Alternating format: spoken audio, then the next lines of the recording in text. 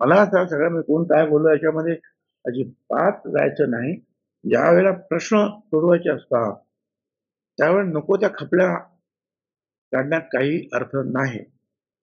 आणि लोक म्हणे तुम्ही गेलात आणि ते म्हटल्यावर अरे साहेब साहेब आहेत म्हणजे त्यांचं मन एवढं मोठं आहे. मला आठवतं मी 2 माझ्या नेत्यांच्या हाताखाली काम केलं. एक बाळासाहेब ठाकरे आणि एक अ, शरद पवार साहेब. बाळासाहेब ठाकरेंची आणि आमचं सुद्धा खूप जुगलबंदी झाली. जेव्हा त्यांनी मला आणि आम्हा सगळ्यांना घरी बोलवलं, केस मागितल्यानंतर 3-4 तास काय झालं याची चर्चाच नाही. बस सगळं आनंदी वातावरण. पण बाळासाहेब आणि शरद पवार साहेब यांनी पण एकमेकांवर यथेच्छ टीका केलेली आहे. परंतु भेटल्यानंतर मात्र त्या हसत खेळत जणू काही त्यांच्या गावी काही झालंच नाही.